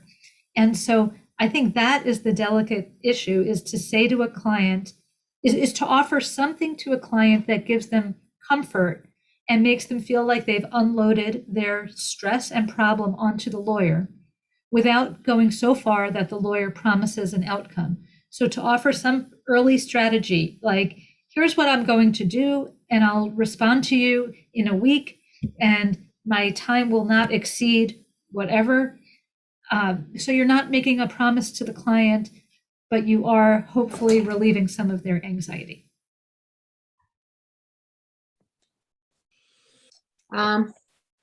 If you don't mind, I'd like to ask a question also. We are building our culture of negotiation and lawyering, and also mediation and lawyering. We are building our culture. And one of the responsibles of this construction is Professor André Goma here. But you in the United States, you have more than 40 years of this I would say, this practice of non-adversarial advocacy and adversarial advocacy. So do you feel difference between in litigation advocate and non-litigation advocate about these techniques of interviewing and counseling? Because here we have much more litigation lawyers than non-adversarial lawyers. Since you have much more non-adversarial ones, do you feel the difference between staying with these two kinds of lawyers in interviewing and counseling? And what would be your advice for the litigation lawyers here in Brazil? That's a great question. So I see the difference between transactional lawyers and litigators translating into all three parts of lawyering: interviewing, counseling, and negotiating. The big difference to me is the transactional lawyers need to work hard to keep one another at the table in a negotiation, because nobody is there by force like they are in a litigation strategy. The other difference is that the litigation is governed by procedural court rules, right? Your letter can only be 10 pages and it needs to be filed by 5 o'clock. Whereas in negotiation, there are very few rules other than the ethical rules. And so there's a lot of creativity. It goes all night sometimes, and because the parties are willing players. So I don't see the skills of interviewing and counseling differing so much based on the context, but I see negotiation skills a little different depending on the context. Although even in a litigation context, you're negotiating a deal and a settlement agreement as a contract. So it's all kind of transactional in my mind. And would you advise something to our lawyers in this aspect? Sorry, Professor. I'm not sure I understand the question. Would I? Since we can say that we are building this this moment, this culture of transactional lawyering, what would you advise for our lawyers to become better in these techniques of the art of lawyering itself? So I think the art of lawyering depends on a good relationship with the client, because you can only be a good negotiator and creative in your problem solving if you really understand the client's position. And the position has so many dimensions. If you have a meeting with the client and the client says, I'll pay $1 million to settle this, and that's your only authority, is you can pay $1 million. That's going to be a very limited negotiation. But if you have a good interview and counseling session with your client where you really understand their position, their risk, their values, their long-term strategy, then when you get to negotiation, it's going to be a much fuller session, because you can trade off different issues, you can understand, you can make concessions, you can make creative packages. And so it really starts with a good rapport with the client that will equip the lawyer to be really creative in negotiation. And to me, the most important skills to teach are good rapport with the client, good questioning, and then creative problem-solving thinking in the moment of negotiation, where you say, yeah, I can pay less money because I'm going to satisfy my client in a different way, right? They have an interest in employment or something else that's going to make this a good deal for them in ways, other dimensions than money. And so creativity and problem solving and good relationships with the clients, to me, are the most important skills. And with that, I'm going to stop speaking so much. Thank you very much, Professor. Thank you very much, Professor. Professor André. No, and I agree. I think perhaps one of the most challenging things one of the largest challenges we have in Brazilian academia is how strongly black letter law based we are. Okay, and this is this pragmatism of, okay, people are spending time and money on learning lawyering skills, which is not something that they can actually just open a book and read and learn, or research on Westlaw or the Brazilian equivalent. Okay, it's actually getting people to understand that very similar to the Sixth Sense scene in which the boy sees dead people, a lawyer sees live people. They see, they manage to see what are the needs of the participants.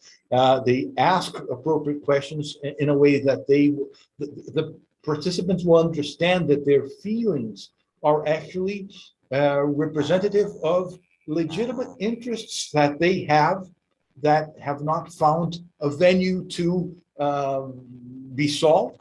and they really matter to a great extent on finding fair solutions, moderating communication in a way that they can be proud of, and so on. So I think that the challenges we have in Brazil are to embrace a more pragmatic view of how techniques assist us in making better law practice or legal practice, I would say. And this is something that we can see also in the field of mediation. It's amazing to show how difficult it was to get the National Council of Justice to actually embrace a course on mediation, because they thought that it would be something that we write a handbook, hand it to everyone, and get people reading the handbook. And this will be enough so that people will learn to mediate. And clearly, as you guys all know, it didn't work that way. Luckily, we managed to get a skills training course. And definitely, we do need more skills training course. So one thing that I was delighted to hear this morning, or this evening, was that the PUC Paraná now has a course in dispute resolution, very in the beginning part of the curriculum, which is splendid. Yes. Jordan, before you ask, I really have to say, I don't know if you wanted to ask something to Professor Jessica or Professor André, or both.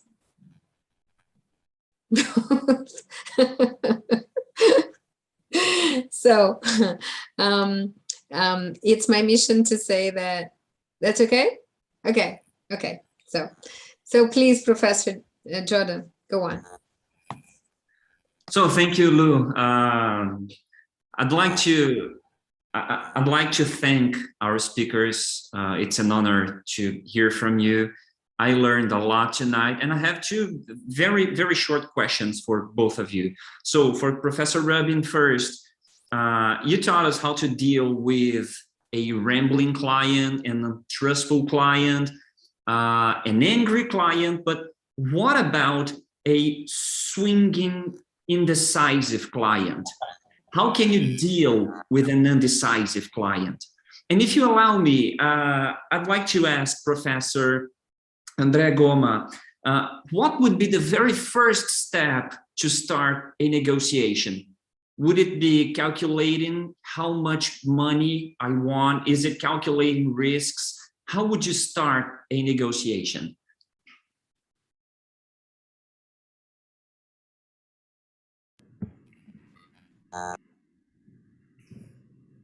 So I would say with an indecisive client, I think the decision trees that Professor André Goma talked about are an effective way of facilitating a decision to really play out the decisions and their consequences.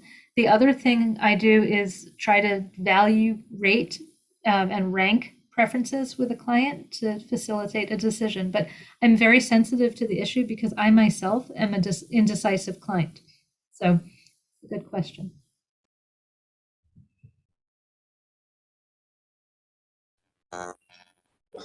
I very much, Jordan, thank you for the question.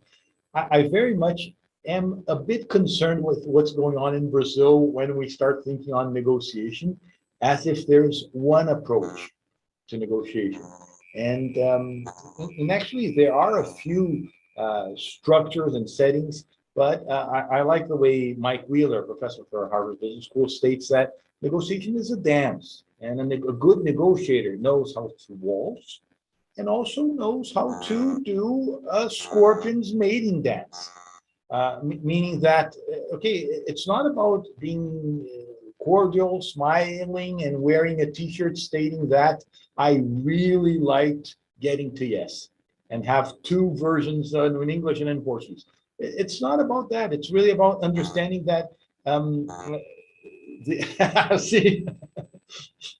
idea is listening. The most important skill we have to develop is listening well. Our clients, the other perspective, so the other client's perspective, Who are the attorneys on the other side? How well have they figured out just what Professor Rubin mentioned, their fact-gathering perspectives and probabilities, let's put it this way.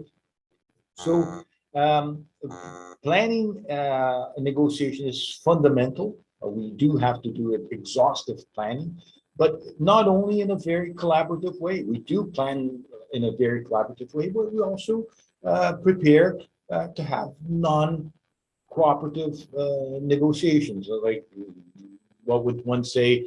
Speak softly and carry big sticks, right? The idea is be prepared in a sense that we don't know how to deal with the unknown. So we should expect the unimaginable, and most of all, gather information before and act according to this information. So I guess I would say, and recently actually Felipe is not only a very good friend, but also the person to whom I turn whenever I personally have conflicts. A year ago, I was selling a home in the middle of the pandemic. The pandemic happened, and I had a conflict. And the funny thing is, we only got to negotiate after I sued. And it's like, wow, you had to sue. Yes, it's Brazilian culture. It's very different. I first filed the lawsuit. I actually tried negotiating for several weeks. And I said, okay, unsuccessful. I filed the lawsuit. And they only started negotiating after there was some movement on the lawsuit. So this is also typical for the Brazilian culture. Unlike the US, in which I used to work, I mentioned that I lived in Fairfield, Connecticut when I was working at General Electric. Whenever General Electric was sued, and I can say this now, I didn't 20 years ago, it lost $25,000. So just the idea that someone filed a lawsuit, they already had this expense. In the US, it's very expensive. In Brazil, not so expensive. So it's very reasonable to have in Brazil people only negotiating after lawsuits are filed. So to understand how the culture is different. So answering your question, how can I negotiate very well? I have to first listen and see, is it a waltz? Is it a scorpion dance? Or what am I doing here? And how can I better plan and better execute this plan? Okay, and I think we are almost finishing, unfortunately, our event tonight. And I just wanted both professors to say a few words about the lawyering or the negotiating or the let me just ask for that, Ademar Augusto, to Professor Andrea. Just wrap up with this last one, okay? I would like to hear what do you think or expect about flexibilization of civil procedure with the inclusion of mediation negotiation sessions? Wow, this is not a very short question, but if you could, Professor Andrea, finish this event saying less words and talking about the mediation / negotiation and judicial sessions. And Professor Rubin, some last words to finish our event. Thank you very much. In civil procedure. I want to be very mindful of your time. I understand that at the beginning you mentioned a deadline, and I don't want to extend myself here at your cost. So would you like to start? Yes. I would say that we are almost finishing because it's our time, but also because Professor Rubin has an appointment, and I don't want you to be late. So yes, Professor, thank you very much for your kindness. If you want to say something to wrap up, and then we can finish with Professor André? Do you prefer like that? You've been given a green card to do anything, and even if you want to say, okay, I'm done speaking, now I'm logging off and don't believe in anything he says, it's also okay. Okay. I will just end. I will end by saying thank you for inviting me and letting me participate in this lovely discussion. And I hope that, you know, I've planted a little bit of a seed about the importance of teaching the lawyer-client relationship, and it really does make for a better experience for not just a better outcome, but a better, more gratifying experience for the lawyer to really understand the client and have more information with which to work. So I thank you all, and it was lovely, and I hope we have an opportunity to work together, to speak together, and to teach together in the future. And I hope everybody stays well and healthy. So I'm going to stay on and listen to your parting comments. Thank Thank you, Professor Very Ribbon. generous of your part, Professor Ruben. I think in Brazil, we tried in the 1980s to model the US experience with court mediation with our small claims court. And we had a very unsuccessful conciliation movement in the 1990s. Actually, Luciana, it was a lot of what I was watching Minister Salvo Figueiredo work on in the 1990s reform of civil procedure. Okay, we have to bring in more mediation. Okay.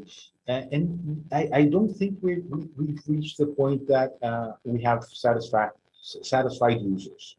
I'm still, I did work with on the first draft of the Mediation Act, and also the part of civil procedure on mediation.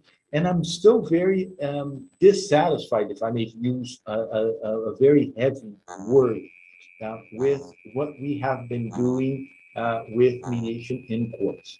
I do have a sense that to one extent, we are not attuned with the needs of our users. And unfortunately, we have not reached the sweet spot in understanding what are the needs of our users. If I were opening a new app, a dating app, for instance, the first thing I would do is have a value proposition for why am I creating this app? And I would take to users and say, this is what I'm designing. Okay, does this seem interesting? Is this better than Tinder or any other dating app that you use? Okay, this is a very interesting movement, and I would change and have a cycle of learning that would hopefully be a day or 2 days. Facebook has a cycle of learning that is microseconds. Whenever I stop at a video of someone playing soccer, it's learning that, oh, and I like soccer. Okay, and our cycles of learning how to improve court mediation, as you see, and it's not only our problem, actually the administration of justice is every 50 years. We've changed Civil Procedure Code in 73, now again in 2015, and it's very slow. And I'm very concerned of how slowly we listen to users, which is why I was so disappointed with the fact that that initiative, and I have no stake in it, to be quite transparent, was pulled off the plug, saying that lawyers can't evaluate judges. And it's very important. Our design it's actually Resolution 271 by the National Council of Justice. There is enacted a resolution that states that lawyers should evaluate mediators. And this evaluation of mediators should do with an online app in which lawyers can choose by the rate per hour and the 10 last mediations. As Aleman, who's a counselor from Espírito Santo, from the Bar Association, would state, this is like an Uber for mediators. Very interesting. I said, no, it's even better because you don't choose a driver in Uber. Okay, and here you choose a mediator by their last 10 evaluations. But unfortunately, this is also holding some execution challenges in the National Council of Justice. They don't want to release the app, which is ready. It was even tested when I was auxiliary judge there.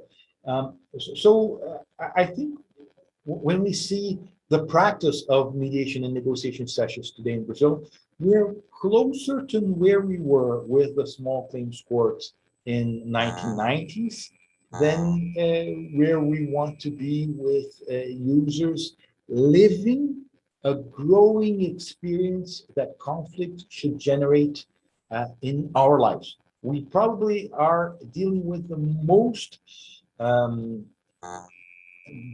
intense growing experience a human being can live with, which is their conflicts. Okay? And we're just not tapping this value sufficiently well to the point that we tend to have more destructive dispute resolution in which people leave their process dissatisfied than constructive, and where people learn from their conflicts. So I'm sorry, I won't finish stating in a positive light, saying, wow, we've made incredible progresses.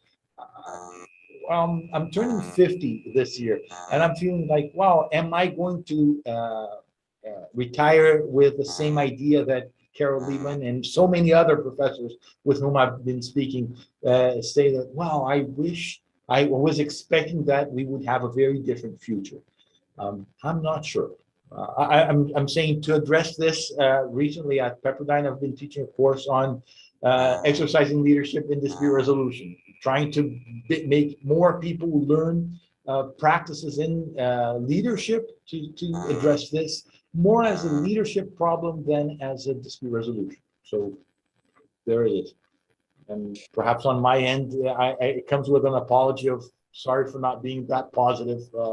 This is a bit of a frustrated professor / judge here.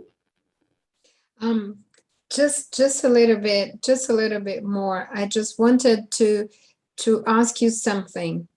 Why not making a match with the market, the private market in mediation? Why not? This is always my question.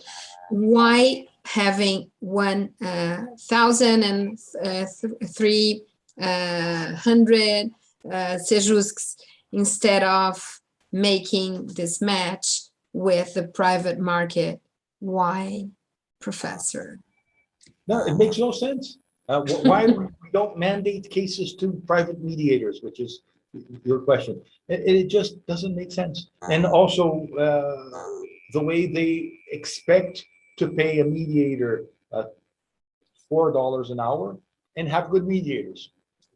No, this is not sorry. It's today, it's about about $3 an hour, Professor. It's something, yeah, we are, yes. You know, it's for us, it's very difficult to say that, but it's true. In judicial mediation, it's about $3 an hour. So sorry, I interrupted you. Yeah, no, it's exactly that. So, but I do think, looking at the promise of mediation, which feels so unfulfilled to many legal professionals, I do think that as long as we don't avoid the problem, and actually we address it openly, okay, this is wrong. We should have the freedom to send cases to private mediators, and judges should be complimented or evaluated and so on for the way they're managing cases. Okay, and I'm hoping that perhaps in the next 10 years, people will understand that, okay, this is definitely something that we should turn our eyes to and focus better. So, and if I may close by saying how delightful it was to listen to Professor Rubin's take. I was like really looking back to when I was in law school. I said, wow, I really wish I had this course to see how perhaps you get 10 or 20 years of practice packed in an experience that a 1L or a 2L can actually leave law school with. So very pleasant. I think it was delightful to listen to Jessica Rubin, and I'm here again thanking you for the invitation. Okay, I have also the pleasure to have some of her classes at UConn and also to participate in one simulation with her team in negotiation. And it's really interesting the way they teach, and they teach those skills as law skills, not negotiating skills, but law skills. And we have to learn that. You know, I came from my international experience from Italy, because I've been doing my doctorate in Italy, and we've been talking about that. Some kind of disappointment of being not anything about anything against our friends, Italian friends, anything against, but we have to go forward. And going forward, it's to understand that it's a practice that we have to map. The strategists, we have to be strategists, and I think Americans know how to do that, how to be strategists. So that's why it has been such an important experience that I've been living in UConn, especially with Professor Jessica and Professor Jennifer, who was not able to be here, but they were very good colleagues and friends in Hartford too. So Professor Jordão, Professor Felipe, do you want to say something to make a wrap up? Thank you so much for Professor Goma and Professor Rubin. And I would also like to thank you guys for being here. It's an honor to have you here at Book. As I said previously, I learned a lot tonight, so it's an honor to have you. Thank you so much. I don't know if Jordão has been doing his LLM in Syracuse with Professor Gigi. I don't know if you know Professor Gigi. No? Professor André, Professor Jessica? Nope. Yeah, he's a professor, friend of ours, and he's a civil procedure teacher too. And he lives in Syracuse, and Jordão has been doing his LLM in Syracuse. So, and Professor Frank has been doing his LLM in Harvard, and with not doing the LLM, Professor Goma, he was doing his research, but they knew each other at Harvard. So thank you very much, everybody that has been here. And also, I'd like also to make, to express my gratitude to Caio and Bianca. They have been supporting us in YouTube and also in Zoom. Thank you very much. They are also, Bianca is a former student, undergraduate student, but also she is working with us at our study group. And also Caio, it's almost a former student. And they have been helping us to support all those transmissions in YouTube and here in Zoom. Thank you very much, everybody. And Professor Andrea and Professor Rubin, we have to maintain this contact, and I think we have a lot to exchange. And Professor Goma and Professor Jessica, you both are invited to go to our study group to continue to share with us this your thoughts and knowledge and also experience. So again, it was a pleasure to be with all of you and all these people who are watching us by YouTube. And if you have any further questions, you can do it to Bianca and we can share to the professors. Okay. Professor Andrea has shared his address, Twitter and YouTube, and what else did you put there? I don't know, but you can find him in all those addresses. And also Professor Rubin, did you put something, or we no can social media? No social media. No social media. That's great. That's You great. can't find me anywhere. You can email me. Okay, I can share also the email after. So it was such a wonderful pleasure to have you in this brilliant event. Thank you very much, and see you next opportunity. And I hope it will be soon. So bye, people. Thank you very much, everybody. Bye. Bye-bye.